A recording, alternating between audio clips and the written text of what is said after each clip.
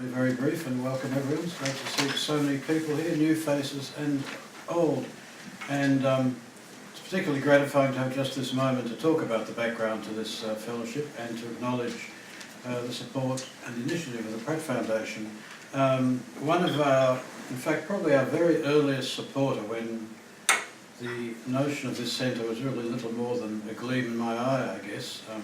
Some years ago, don't do the maths, but it was some years ago, the Pratt Foundation was really one of the very first to come forward and encourage and provide practical support for the development of the centre, and they did that in a way that was generous, far-sighted and strategic, and that was to suggest that they would support a regular, originally annual but subsequently biannual, visit to Australia by someone, a visiting fellow, who could really expand our thinking and our knowledge and our understanding and our debates and discussion about philanthropy and social investment.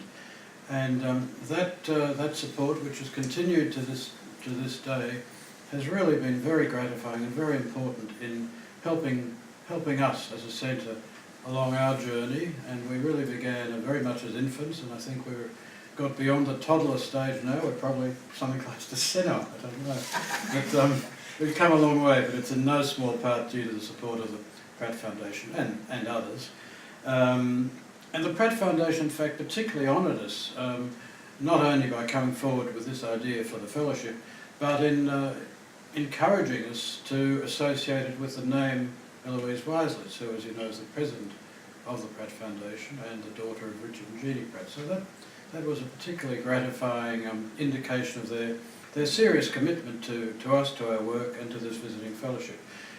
Since that time, we've had scholars and practitioners spending time with us, coming from Britain, coming from the United States, but also more exotically from the Philippines, from Brazil, and elsewhere. So it's been a very rich and diverse and challenging and stimulating menu of visitors, and this year very clearly continues that tradition.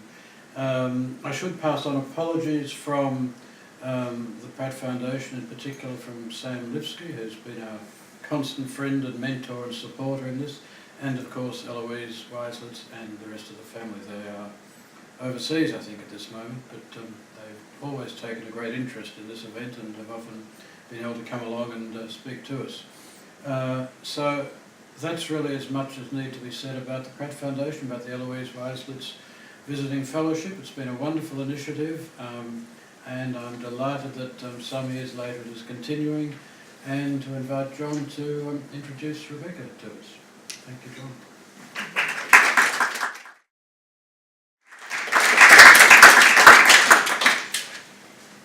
Thank you so much. I had never actually made the connection between the skill of understanding the Soviet Union and the Kremlin and navigating the often messy waters of the nonprofit sector and philanthropy before, but there's something to that.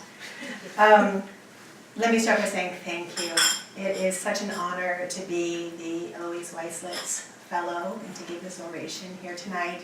So I want to thank the Pratt family and my colleagues at Swinburne for thinking of me for this event and for welcoming me so incredibly warmly to Melbourne. I feel like I'm already a part of the Swinburne family. And it's really been quite a joy. Being here, half a world away from home, really symbolizes for me this incredible journey that I have been on over the past 3 years, personally and professionally.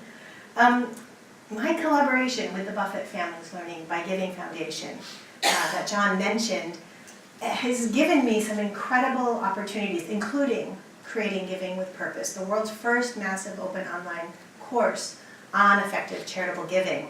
As John mentioned, we've offered it twice to a collective enrollment of 18,000 students in over 100 countries. And yes, Australia was number 3 on the list after Canada, but with a robust enrollment of 5.6%. I checked the data before I came. So that's a pretty significant number of students. In creating this MOOC, we also built an online tool that made it possible for all of those students, wherever they were, to collaborate in giving away, between the two MOOCs, over $250,000 to nonprofit organizations in the United States. And in addition to helping to channel that money to effective nonprofit organizations, it gave me the overwhelming opportunity to reach far more students than I could in a lifetime of classroom teaching. As part of doing that, I got to do some pretty incredible things. I had the privilege of interviewing Warren Buffett and his sister Doris Buffett in what is the only recording of them discussing the childhood roots of their passion for giving back. I also interviewed the actor Patrick Dempsey. If there are any Grey's Anatomy fans in the room, you'll know what a treat that was. And he is as beautiful on the inside as he is on the outside. I also interviewed one of the United States' most beloved athletes, Mr. Cal Ripken Jr., and the firebrands Ben Cohen and Jerry Greenfield. If any of you are ice cream fans, you will recognize them as Ben and Jerry, who are not just amazing makers of ice cream, but also real pioneers in defining what corporate social responsibility should look like. And they are as rascally as you might imagine based on their reputation associated with both their activism and their ice cream. I've been quoted by the Washington Post and interviewed by the LA Times and National Public Radio, and invited to share lessons learned in Sweden and Saudi Arabia and here in Australia. And all of that momentum has made it possible for us to launch the Social Impact Lab at Northeastern University, which houses a number of programs that we've been developing over the years, but the momentum allowed us to really pull them together and create something new and different, which gives us more power to do the work than we had before. The lab is committed to inspiring and educating practitioners and students of social change to think, work, and collaborate across sectors, disciplines, and generations. So I wasn't doing any of that a few years ago on that scale, and it leaves me really breathless to think about everything that has happened, and so excited about all the opportunities that the work has created for us to do even more. But the honest truth is I never really aspired to create a MOOC, and I never imagined being so prominently associated with one of the most generous philanthropic families in history. I'm deeply grateful for the opportunity, and I'm very proud of what we did. But there have been times when I've been a little bit overwhelmed by the magnitude of what the project became, and somewhat uncomfortable with the public attention. I think had I envisioned where we were going, it might not have come as such a surprise. But it did catch me by surprise because I was so focused on how can we teach this to more people? How can we build something that students are going to enjoy? And I kind of missed all the hullabaloo that was building up about it in the background. I worked through those moments of sometimes fear, sometimes discomfort, because I am compelled to do this work by something that's far more compelling to me and far more powerful, which is a passionate belief in the power of experiential philanthropy education and the conviction that we can and must do a better job empowering young people for lives of social responsibility and civic engagement. Someone asked me earlier a very insightful question, which was, who in your family was your role model? And it's something I've been thinking a lot about recently. Where does this confidence in the power of civic engagement come from?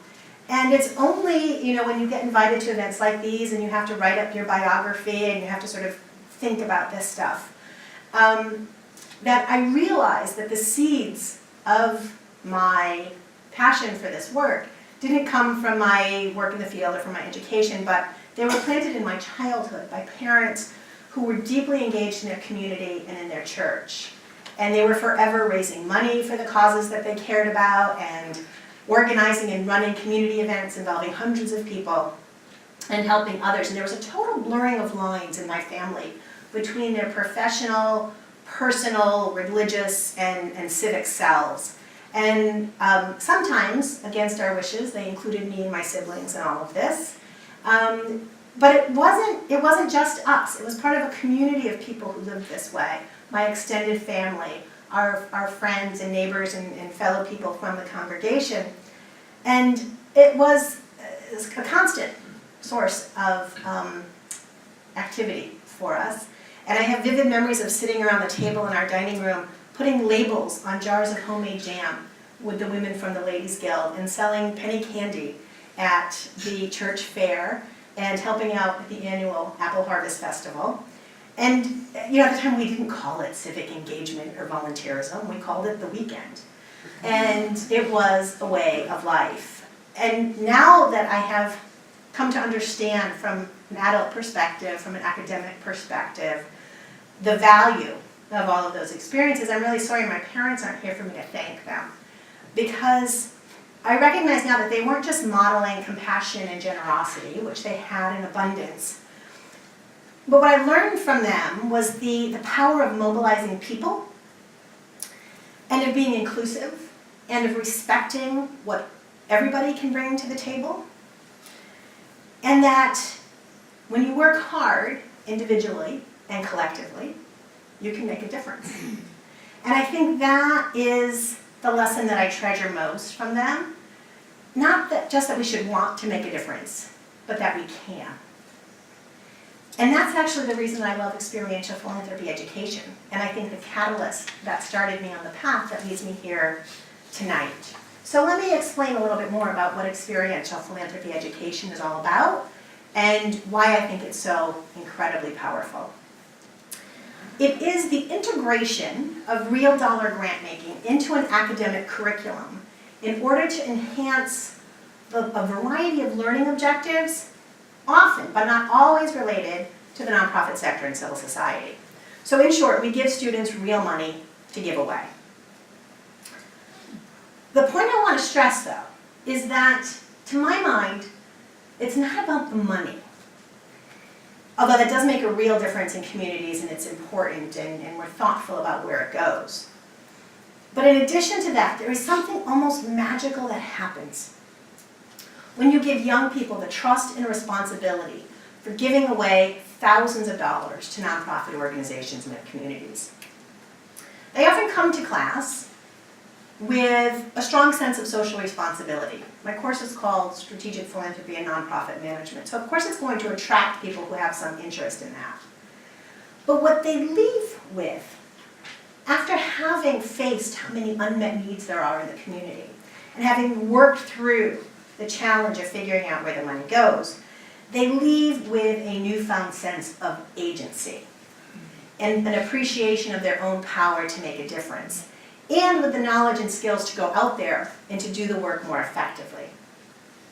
And I deeply believe that this toolkit for social change that they can use after they leave the classroom is really not limited just to charitable giving or working in the philanthropy or nonprofit sectors. I am actually completely agnostic as to which career path they follow when they leave my class. And I'm not really concerned with how much money they may one day have to give away. And that's because no matter what they do with their lives, they will have abundant opportunities to apply what they have learned in my classroom to the society, the communities in which they live.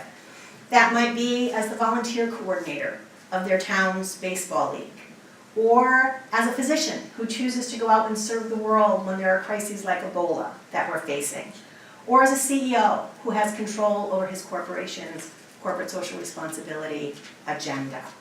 Or maybe as an official who has influence over policy and the rules that we enact in order to protect our most vulnerable members of society. Given the many challenges that the world faces, we need all of that work to be done, and more importantly, we need the people who are doing it to be empowered not just by their good intentions, but by the knowledge and skills necessary to do the work thoughtfully and effectively. That's what I think we prepare people to do with experiential philanthropy education. Now, teaching experiential philanthropy courses requires not just instructors like me who are excited about the methodology, but also philanthropists who are willing to fund them. And this is where I would like to acknowledge the vision and generosity of Doris Buffett. She had a vision in creating the Learning by Giving Foundation about the need to teach young people to give their money away. She, like her brother Warren, has made a personal commitment to giving all of hers away. And in doing her own work, she realized that there are certain skills associated with giving money away and that it's hard to do it wisely. And she also felt a concern that perhaps not all children are growing up with the kinds of role models that she and Warren had about who showed them how to give back and how to be civically engaged. So she decided she wants to teach young people how to give, and she had a vision of doing it at colleges and universities across the United States. The initial funding came from her own Sunshine Lady Foundation, but she was so excited about the results that she decided to spin off a piece of the endowment and create a new foundation called the Learning by Giving Foundation, which is exclusively focused on experiential philanthropy education. And keeping with the family tradition of multi-generational giving, Learning by Giving Foundation is run by her grandson, Alex Buffett Rozak. My relationship with them stems from initially having one of my courses funded through the foundation, and eventually both the course I taught at Brandeis and now the course that I teach at Northeastern University have been funded by Doris's program. And over those years, because things were going well at Northeastern and we developed a rapport, I have become the academic advisor to the Learning by Giving Foundation, which puts me in this incredible vantage point of interacting with all 35 of the universities and colleges across the United States that the foundation funds. And it's really thrilling to hear time and time again from the other faculty that the magic that I see happening in my classrooms is happening all over the country. And I believe that Doris's vision and generosity have produced something that's far more powerful than she ever imagined. So let me explain how it works. The foundation awards each course $10,000. And it is tied specifically to a course. In other words, we vet the syllabus very carefully to ensure that there is a strong link between the content area and the rationale for using grant making in the classroom. But there is no fixed curriculum. So the foundation gives faculty complete freedom in deciding what they should be teaching. We just like to make sure that they understand what the rationale is between what they are teaching and the act of giving. And often the courses are not about the nonprofit sector or philanthropy, and I find it really to be one of the strengths of the program. And one of the things I enjoy most about working with the faculty in our learning community is that they have integrated grant making into courses across so many disciplines. We have people teaching nonprofit management, business, sociology, communications, political science, public health, economics, and even English literature. And I think that the successful integration of grant making into so many different kinds of courses reflects how deeply relevant charitable giving and philanthropy are across our society. So let me just share with you some of what I teach in my classes and some of the lessons that I focus on that I think the students find the most compelling. In my Northeastern course, which is called Strategic Philanthropy and Nonprofit Management, we examine the intersection of how social change happens and how it gets funded. And we do that by looking at what it takes to build, identify, and invest in effective nonprofit organizations. We look at the way that social problems and the opportunities to address them emerge out of complex systems shaped by many factors and involving multiple stakeholders.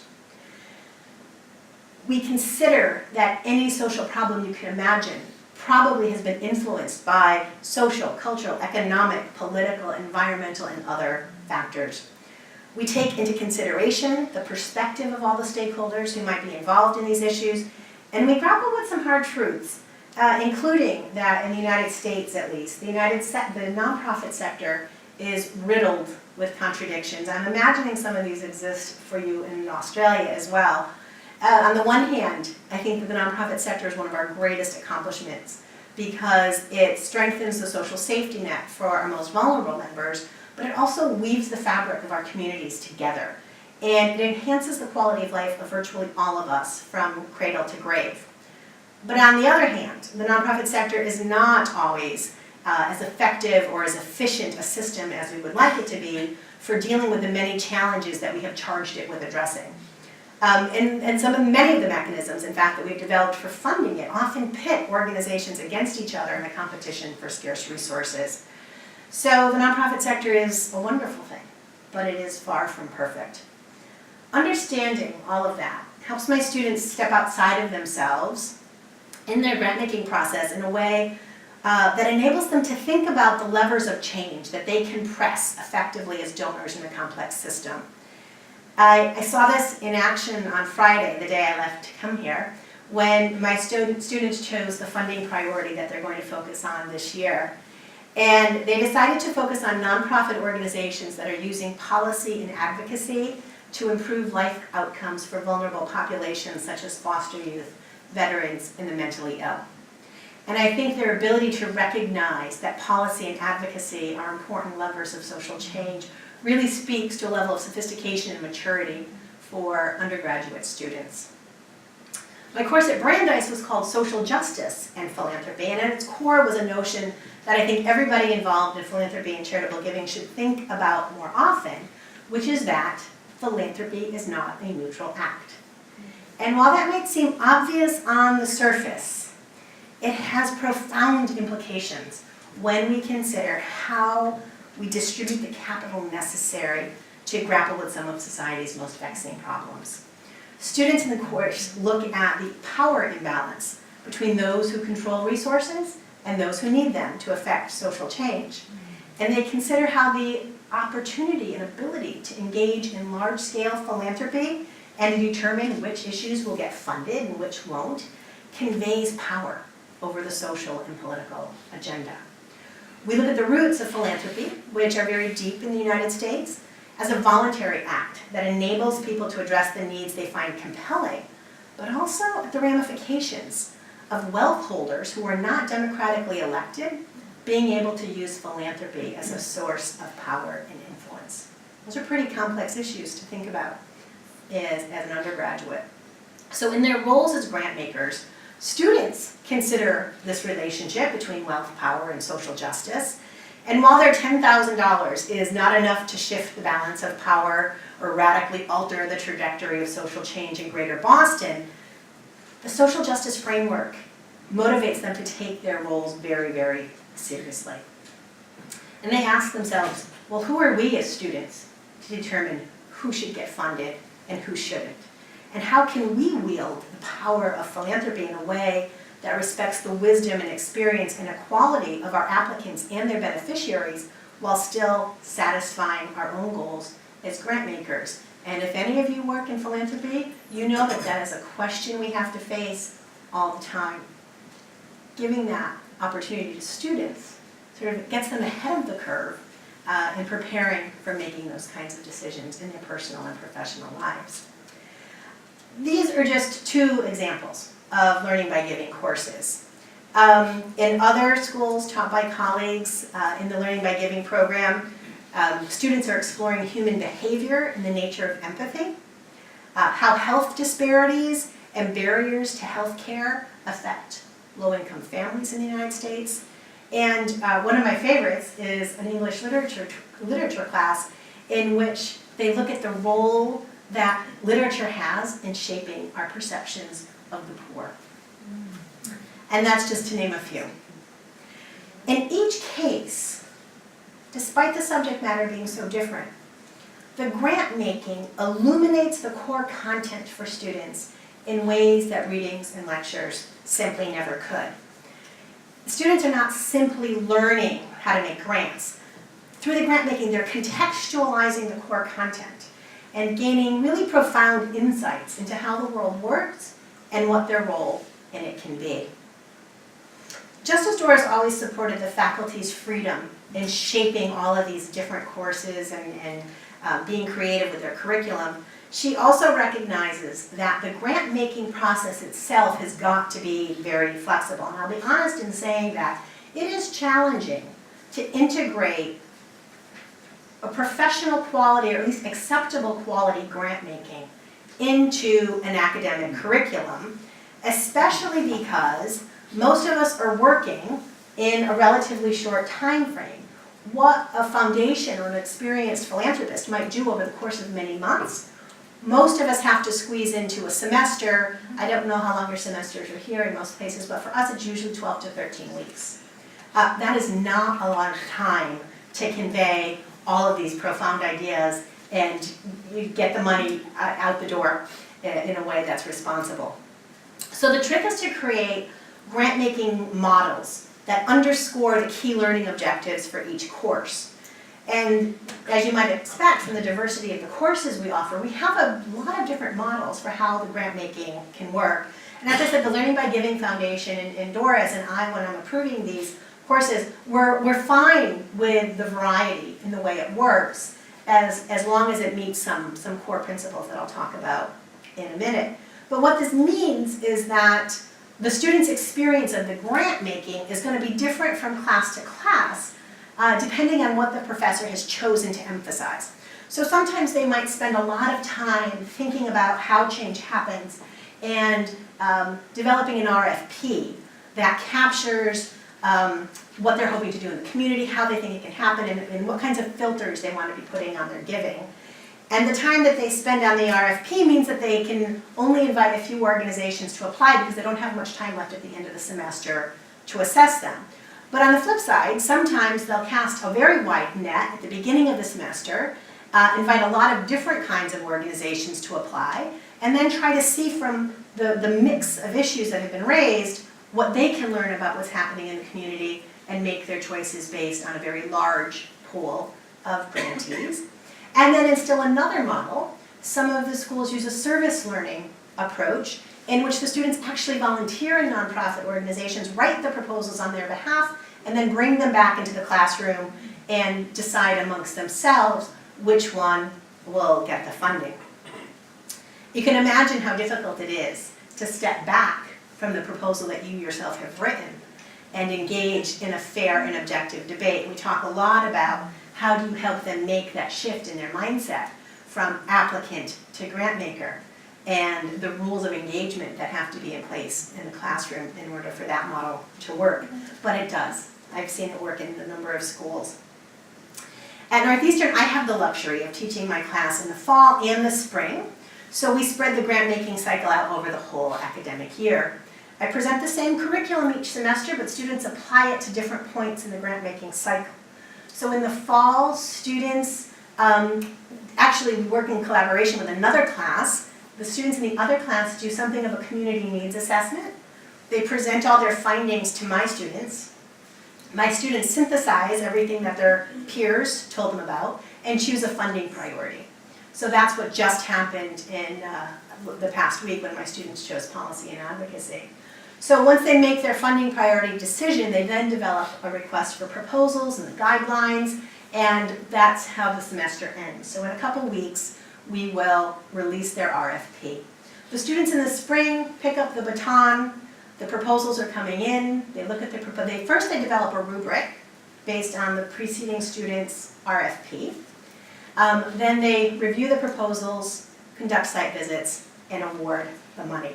Students in the fall think that the students in the spring have much more fun because they get to award the money. But I always tell them that the power lies in the fall because they're choosing not just the funding priority, but they're establishing through their guidelines the filters by which the spring students have to make their judgments. And I think I'm getting better at making that case because they seem to be increasingly satisfied with their role in the fall and not quite so jealous as of their peers in the spring. What amazes me about all of this happening in so many different ways in so many different schools is that when the faculty get together, and we try to do that once a year, many of my colleagues across the country share my sentiment that this is the most rewarding teaching of our careers. And despite the variability within our courses, we have really remarkably similar stories to tell about how our students are experiencing it, how they're performing in our classes, and the powerful effect that it has on the students' perception of the world. So I've started cataloging what the common elements seem to be across all of these very different classes that seem to make them work.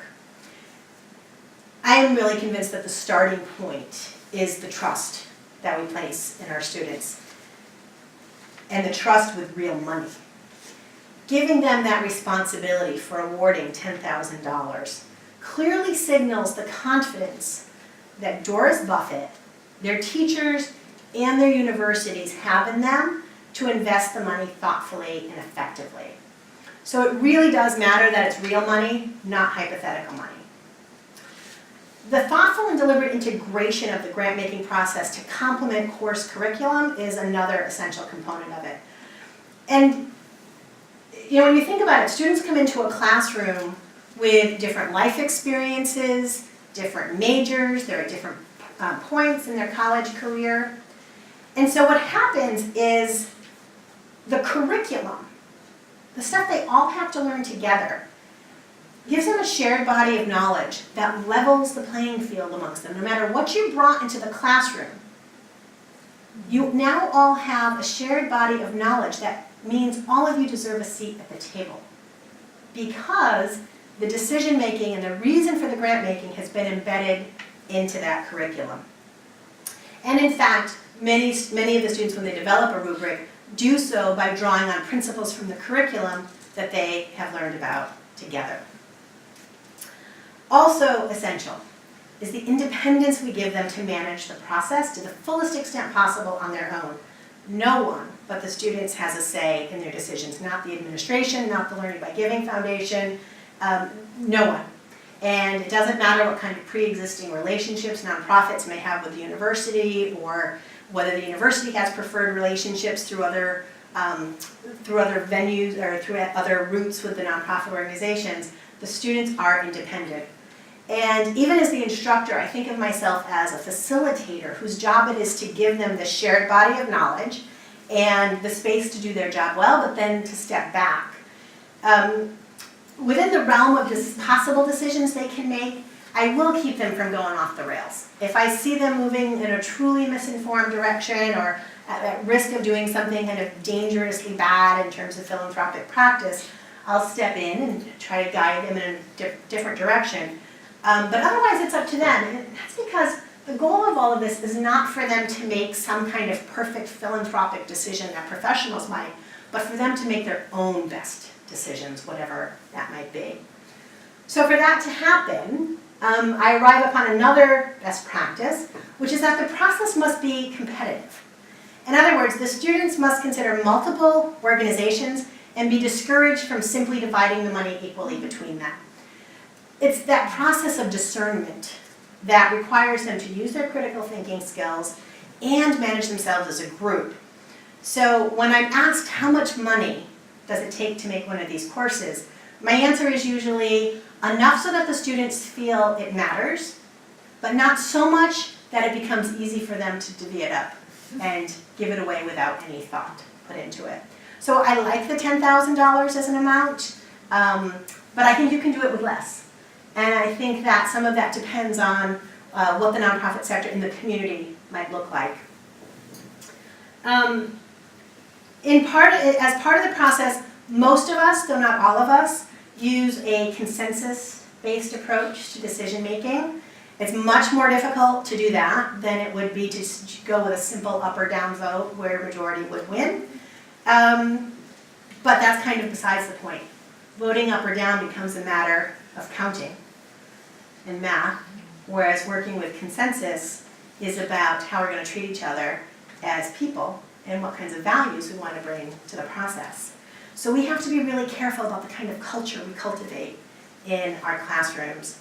And that often involves having the students themselves articulate the values and behaviors they want their grant making to embody. So when you leave this room, you may or may not get the nonprofit that you were rooting for to give the grant to. But I want you to feel like you were heard and respected, and I want you to feel comfortable with the process. I want you to feel good about yourself and everyone else in the room, so you tell me what it's going to take for us to get there. And when you talk to them like that, and you get them to think about the fact that they have an effect on each other, they really become very introspective. and they articulate and embody and enact values and behaviors in the classroom. And as grant makers, that I think are similar to the values and behaviors that we often associate with effective philanthropy as professionals. And that is the humility to recognize that as individuals, we don't know everything. The respect for the wisdom and experience of other people involved in the process. A commitment to active listening. The perspective taking that allows us to see the world from someone else's shoes. And the patience to find solutions that are better because we made them together than anything we could have come up with on our own. Those values and behaviors help make the classroom experience very successful, but they're also really handy during site visits, which is another best practice in experiential philanthropy education. Site visits can be made to organizations that are currently under consideration or to organizations that were selected by previous students to receive grants already. And what's great about them is that they take students out of the comfort of the classroom and thrust them into the community. And this is often the moment when the import of their decisions really sinks in. When they see how many unmet needs there are in the community in a very real way. When they meet the people working in these organizations and recognize how hard they're working and how professional they are. And perhaps most importantly, how their grant making will make a real difference in the lives of these nonprofit organizations, employees, and their beneficiaries. Not surprisingly, they often become attached to the organizations they visit, and it gives us an opportunity to talk about the need to separate your emotional response from your intellectual understanding of what's going on. And I say it's perfectly normal to have an emotional response to a site visit, but try to step back and figure out why is it that you loved it so much? What about the organization's performance, personnel, program, what was it that explains your emotional reaction? And is it or is it not relevant to our grant making process? And it's interesting to watch them be able to have the self-discipline to step back and analyze their emotional reaction. And a moment that happened last year that really made me excited was that one of the young women raised her hand and said, I'd like to move that we no longer consider such and such organization. And she had been one of the most vocal advocates of this organization before the site visit. She loved what they were doing. She knew them from previous experience. And she said, I still love them. And I loved them after the site visit. But I recognize that they are not compatible with our RFP and our guidelines. And so the students agreed and took that organization out of consideration. I thought it was a really powerful moment, and I thanked her for standing up and being able to demonstrate that kind of behavior as a grant maker. Those moments, the site visits, the emotional response that they often have, can often intensify another common aspect to many of these classes, which is that they are painful. I believe that philanthropy educators may be the only people on their campuses who measure their success as educators, in part by how painful the experience of their students is at the end of the semester. But what happens is that students begin the semester, sometimes overwhelmed by, but often excited by, this prospect of giving away $10,000. It seems like so much. But then they're ultimately confronted with that harsh reality that in the face of so many unmet needs, that $10,000 actually isn't going to go very far. Everything that they've been learning and experiencing all semester culminates in this decision that will have real-world consequences, both for the organizations that get the grants and the ones that don't. And this is the sense of agency that I hope they will take with them and carry with them for the rest of their lives. It's the lesson that we all have the power to make a difference through charitable giving and civic engagement, that there are more and less effective ways to wield that power, and that our decisions have consequences. Last spring, my students awarded grants in 2 areas, trauma treatment and diversity and inclusion. The topics had been chosen by the fall students based on their reflection of lessons learned in the wake of the Boston Marathon bombing, which I'm sure you're familiar with. It happened very close to our campus. And we simply couldn't, given the nature of what we do in my course, couldn't avoid that as a way of framing our discussion about social change and giving back. There was a tremendous philanthropic response for the victims. We couldn't contribute to the Victims Fund. It really is not compatible with the course to do that. And for tax reasons, the university couldn't put the money there anyway. So the question was, how can we engage students in thinking about that event in a way that was compatible to the kind of learning and giving that we can do in a classroom? And so we decided to take a look at communities in Boston or populations in Boston who might have been adversely affected by the bombing in ways that weren't necessarily obvious and weren't necessarily addressed by the public and the media. So we looked at what might it feel like to live in a neighborhood in Boston where gun violence is a normal thing and people die all the time and the media doesn't pay any attention to it. What might it feel like to be Muslim or an immigrant when suddenly the city's greatest enemy is a Muslim immigrant? What is it like for first responders to deal with this kind of trauma in their lives day after day on behalf of the rest of us?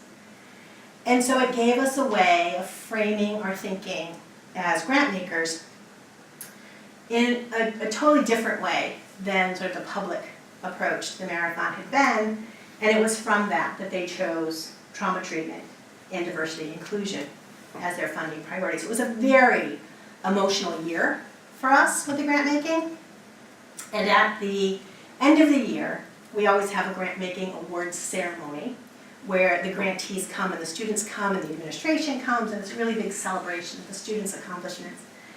And so one of my students stood up and said this: when I first realized that we were expected to give away $10,000, I thought that Mrs. Buffett and Rebecca and the university must be crazy for giving a bunch of inexperienced students so much responsibility. What did we know about grant making and philanthropy? But by the end of the semester, I was really proud of us and confident in the decisions we had made. I finally got it. Our job is to heal the world, and this is how we're learning to do it. You can see how I always get emotional at grant award ceremonies. So it's powerful, and it's all well and good for me to stand up here and say you should all start doing this. But I would be remiss in not addressing their sustainability. $10,000 is a significant amount of money to come up with year after year. So coming up with all the money. As generous as Doris Buffett is, the foundation has a limited endowment and can't fund every school that might like to do this. And clearly, if it's going to be done in other countries, new sources of money have to be identified. So schools have to be resourceful in doing them, especially, and this is something I hadn't been thinking about before, but those of you who teach at Swinburne will get this. If we want these courses to be included or required as part of a major or minor, we need to ensure that they can be offered year after year. And so doing it as a one-off or two-off thing, while it might be cool, doesn't actually advance necessarily the agenda of an academic program. So we need to think about long-term sustainability. The good news is that these courses have a multifaceted value proposition that clever advancement and development officers can really leverage to bring the money in for them. And think about it this way. If you imagine a donor who already plans to invest in a community, he or she can give the money to the university first, where it gets parked with the students and they learn all of this using it, and then they give it away and it still goes into the community. Perhaps no longer under the control of the donor, but certainly with the confidence that they're going to make good decisions.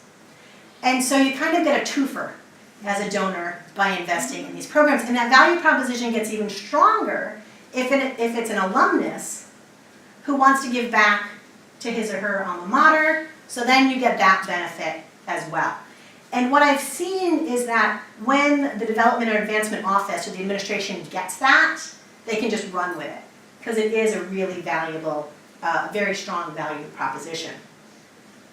Along those same lines, this is a great opportunity for community foundations, because they're already committed to giving the money to the community too.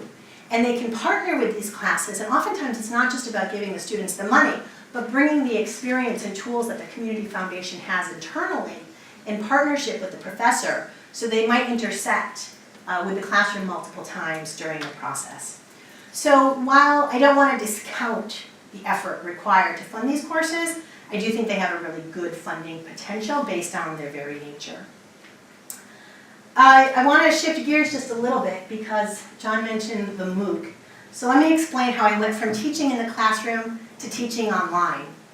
I went from maybe teaching 100 students a year to having had 18,000 students online. And it started about 3 years ago when Alex Rosette, who I mentioned is Doris's grandson. He approached me and he asked me if I was interested in this idea he had that wouldn't it be great to put some of this wonderful content coming out of our classes online?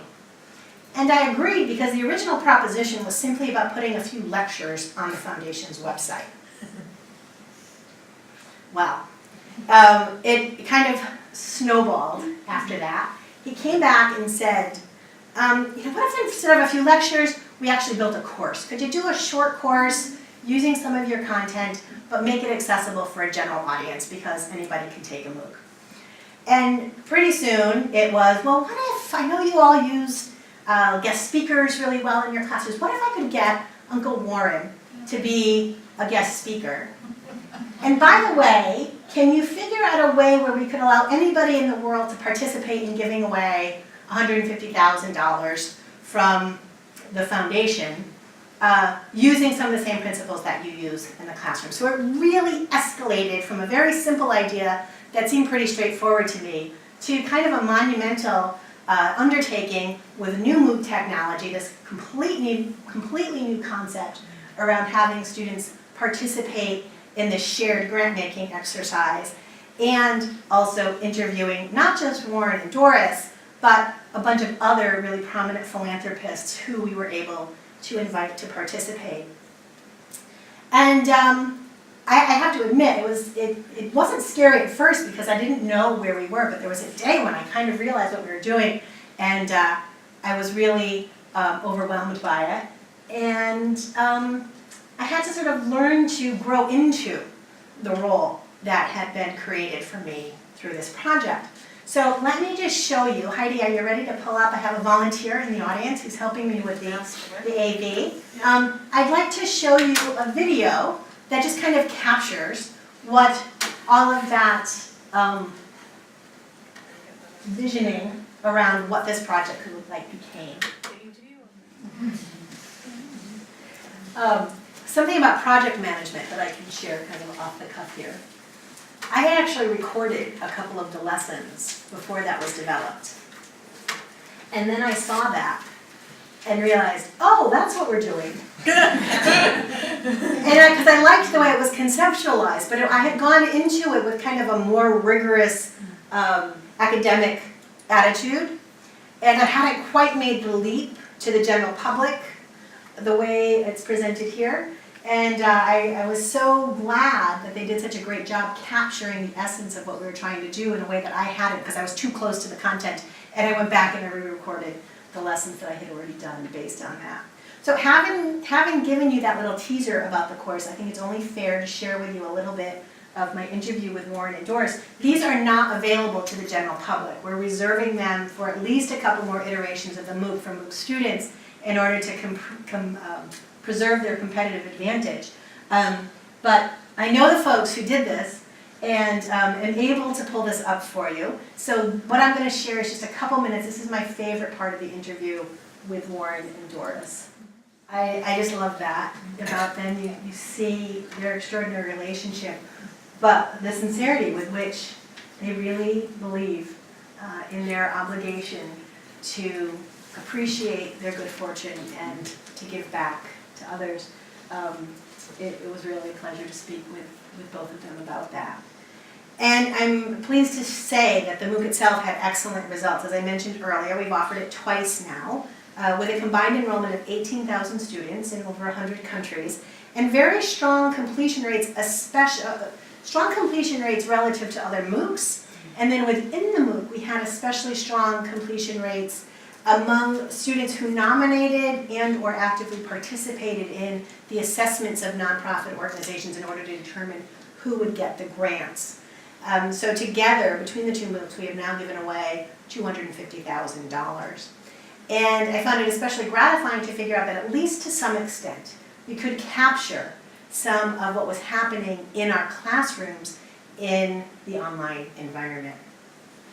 And I've also realized that while this project kind of grew beyond my wildest expectations, and even though the attention and the recognition that came with it was never what motivated me to do it, it hasn't always been comfortable for me. I am going to embrace it because it has created opportunities like tonight where I can go out and share the lessons learned with others and hopefully inspire other people to embrace this teaching methodology, because honestly, the world has never needed its young people to be informed and engaged in civil society more than it does right now.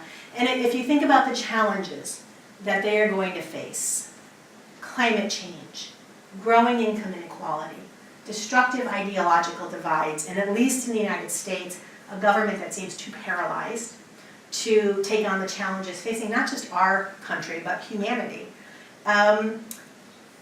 It's pretty overwhelming. And when you add to that another phenomenon, which is the growing power of significant wealth holders who through their businesses and philanthropy can engage in activities of tremendous social consequence, you can see that it's really easy for young people to become disillusioned or demoralized, or to feel that as an ordinary person you are powerless.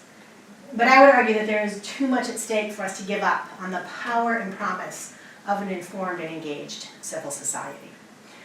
And while it is far from being a panacea, I do believe that experiential philanthropy education provides a platform for young people to acquire the inspiration, the confidence, and the toolkit they need to feel empowered and to make a difference.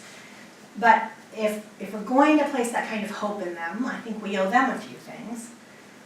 We owe it to them to be honest that there are rarely quick fixes or silver bullets, and that we have to acknowledge that affecting social change in a world comprised of complex systems often takes longer, costs more, and is harder to achieve than any of us would like. But we also owe them our trust in their ability to handle that complexity. And because they are inheriting such a messy and complicated world, I think we owe it to them. We owe them the chance to learn how to heal it. I hope you'll do it here in Australia. Thank you.